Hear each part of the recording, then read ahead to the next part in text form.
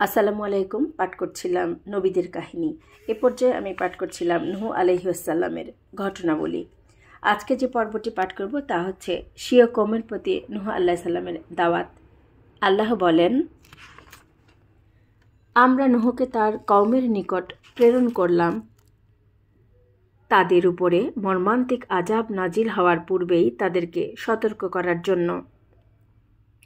নূহ তাদেরকে বলল, হে আমার জাতি, আমি তোমাদের জন্য স্পষ্ট সতর্ককারী এ বিষয়ে যে তোমরা আল্লাহর ইবাদত করো, তাকে ভয় করো এবং আমার আনুগত্য করো। তাতে আল্লাহ তোমাদের পাপসমূহ ক্ষমা করবেন এবং নির্দিষ্ট সময় পর্যন্ত অবকাশ দিবেন। তবে এটা নিশ্চিত যে আল্লাহর নির্ধারিত সময় যখন এসে যাবে তখন তা এতটুকু পিছানো হবে না, যদি তোমরা তা জানতে। সূরা নূহ আয়াত 1-4। অতঃপর তিনি তাদেরকে শিরক পরিত্যাগ করে পরিপূর্ণভাবে আল্লাহর ইবাদতে ফিরিয়ে আনার জন্য বান্দার উপরে আল্লাহর অসংখ্য অনুগ্রহ ও অগণিত নিয়ামত রাজির কথা স্মরণ করিয়ে দিয়ে বলেন, তোমরা কি লক্ষ্য করো না আল্লাহ কিভাবে সপ্ত আকাশ স্তরে স্তরে সৃষ্টি করেছেন? সেখানে তিনি চন্দ্রকে রেখেছেন আলো রূপে এবং সূর্যকে রেখেছেন প্রদীপ রূপে।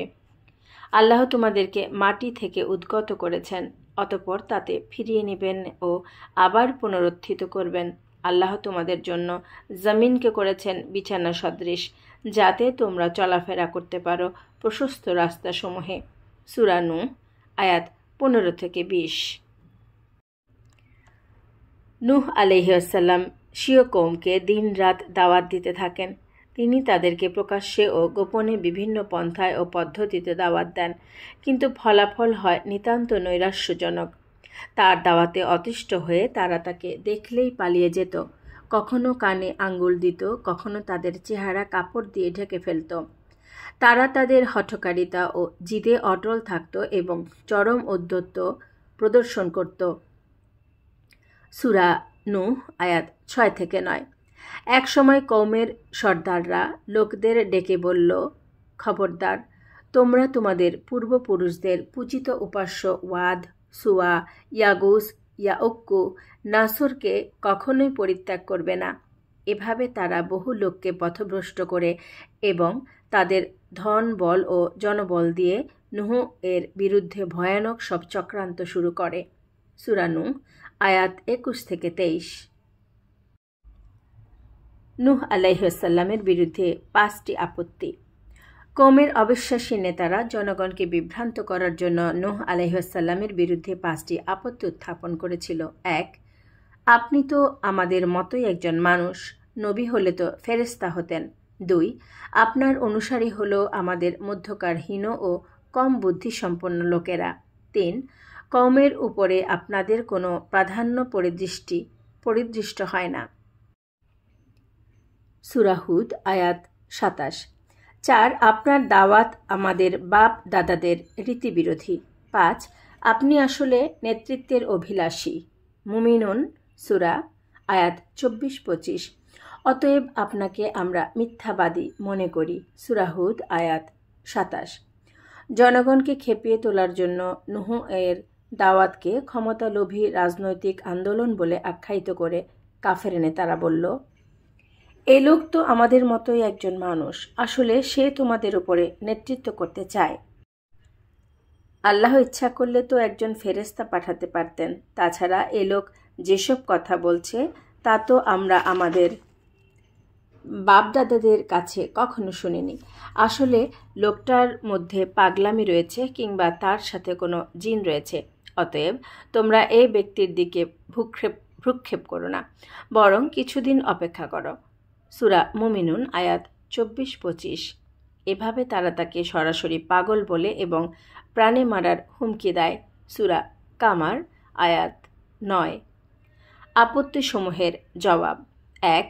গোত্রের নেতাদের উপরোক্ত আপত্তি ও অপবাদসমূহের জবাব নূহ আলাইহিসসালাম বলেন, হে আমার কওম, আমি যদি আমার প্রভুর পক্ষ হতে স্পষ্ট দলিলের উপরে থাকি আর তিনি যদি তার পক্ষ হতে আমাকে রহমত দান করেন আর সেসব থেকে যদি তোমাদের চক্ষু অন্ধ থাকে তাহলে কি আমি তা তোমাদের ইচ্ছার বিরুদ্ধে তোমাদের উপরে চাপিয়ে দিতে পারি? সূরা হুদ আয়াত ২৮। একথা দ্বারা বোঝানো হয়েছে যে নবুয়ত ও রিসালাত চেয়ে পাওয়া যায় না। এটা সম্পূর্ণরূপে আল্লাহর ইচ্ছাধীন। তিনি মানুষের জন্য কোনো ফেরেশতাকে নয় বরং তার মনোনীত কোনো মানুষকেই নবী করে পাঠিয়ে থাকেন। স্পষ্ট দলিল প্রমাণ সহকারে নূহ আলাইহিস সালাম তার কওমকে আরও বলেন, তোমরা কি এ বিষয়ে আশ্চর্য বোধ করছো যে তোমাদের পালনকর্তার পয়গাম তোমাদের মধ্য থেকে একজনের মাধ্যমে তোমাদের কাছে এসেছে, যাতে সে তোমাদের ভীতি প্রদর্শন করে ও তার ফলে তোমরা আল্লাহর অনুগ্রহ প্রাপ্ত হও। সূরা আরাফ আয়াত ৬৩। আল্লাহ বলেন, কিন্তু তারা নূহকে মিথ্যা সাব্যস্ত করে। তখন আমরা তাকে ও তার নৌকারোহী সাথীদেরকে মুক্ত করি এবং আমাদের আয়াতসমূহে মিথ্যারোপকারীদের ডুবিয়ে মারি। বস্তুত তারা ছিল জ্ঞানান্ধ। মুসলিম উম্মার মধ্যে একদল লোক শেষ নবী মুহাম্মদ সাল্লাল্লাহু আলাইহি ওয়াসাল্লামকে নূরের নবী বলে পরোক্ষভাবে তাকে ফেরেশতা নবী বানাতে চায়। এভাবে তারা বিগত যুগের কাফিরদের সন্দেহবাদের অনুসরণ করে মাত্র।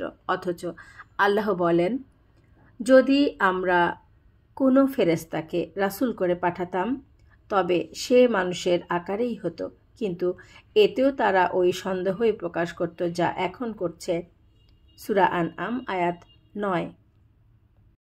তাদের দ্বিতীয় আপত্তির জবাবে নূহ আলাইহিস সালাম বলেন, আমি কোনো গরিব ইমানদার ব্যক্তিকে তাড়িয়ে দিতে পারি না।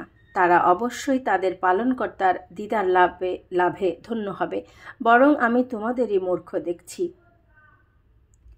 হে আমার কওম, আমি যদি ওইসব লোকদের তাড়িয়ে দেই তাহলে কে আমাকে আল্লাহর পাকড়াও থেকে রক্ষা করবে? তোমরা কি উপদেশ গ্রহণ করবে না? সূরা হুদ আয়াত 29-30, সোয়ারা আয়াত 111-115। তৃতীয় আপত্তির জবাবে তিনি বলেন, তোমাদের দৃষ্টিতে যারা দীনহীন অবাঞ্ছিত ব্যক্তি তাদেরকে আল্লাহ কোনরূপ কল্যাণ দান করবেন না। তাদের মনের কথা আল্লাহ ভালো করেই জানেন। সুতরাং এমন কথা বললে আমি অন্যায়কারীদের অন্তর্ভুক্ত হয়ে যাব। সূরা হুদ আয়াত 31। অতএব দুনিয়াবী প্রাধান্য মূলত কোনো প্রাধান্য নয়, পরকালীন উচ্চ মর্যাদাই হল প্রকৃত মর্যাদা। চতুর্থ আপত্তির জবাবে তিনি পয়গম্বর সুলভ উত্তর দিয়ে বলেন, হে আমার কওম, আমার মধ্যে কোনোই পথভ্রষ্টতা নেই, বরং আমি বিশ্বপালকের পক্ষ হতে প্রেরিত রাসূল। আমি তোমাদের নিকটে আমার প্রভুর রিসালাত পৌঁছে দেই এবং আমি তোমাদেরকে সদুপদেশ দিয়ে থাকি, কেননা আমি আল্লাহর পক্ষ থেকে এমন বিষয় জানি যা তোমরা জানো না। সূরা আরাফ আয়াত 61-62। অতএব আল্লাহ প্রদত্ত রিসালাত তথা ওহির বিধান পালন করা ও তা জনগণের নিকটে পৌঁছে দেওয়াই আমার দায়িত্ব ও কর্তব্য।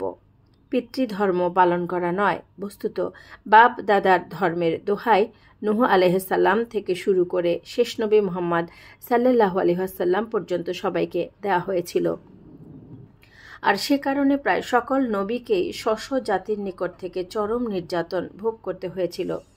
অতঃপর নেতৃত্ব লাভের আশায় নূহ আলাইহিস সালাম লোকদের নিকট দাওয়াত দিচ্ছেন মর্মে তাদের পঞ্চম আপত্তির জবাবে তিনি স্পষ্ট ভাষায় বলে দেন যে এই দাওয়াতের বিনিময়ে আমি তোমাদের কাছে কোনো মাল দৌলত বা কোনো বিনিময় কামনা করি না।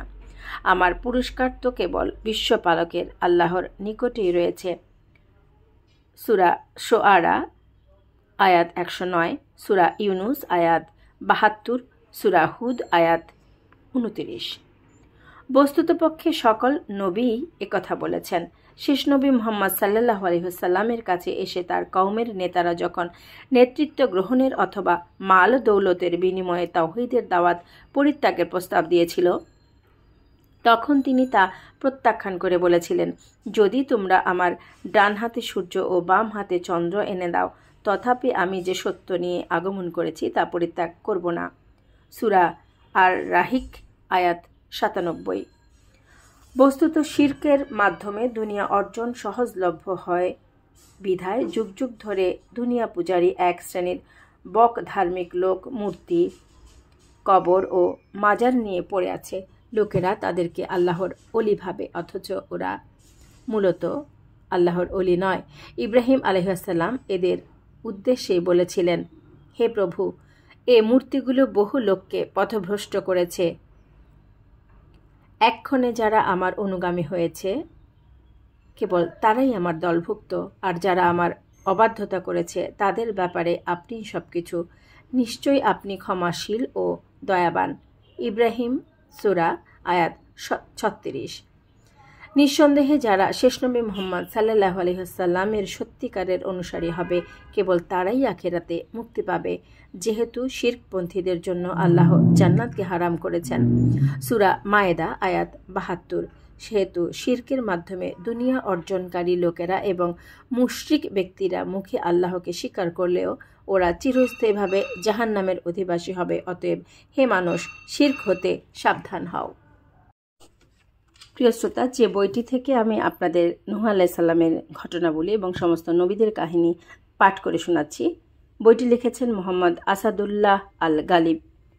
যারা পড়তে ভালোবাসেন, এই সমস্ত কাহিনী শুনতে ভালোবাসেন, সময়ের স্বল্পতায় বা নিজেদের অপারগতায় পড়তে পারেন না, তাদের জন্য আমার এই ক্ষুদ্র প্রয়াস।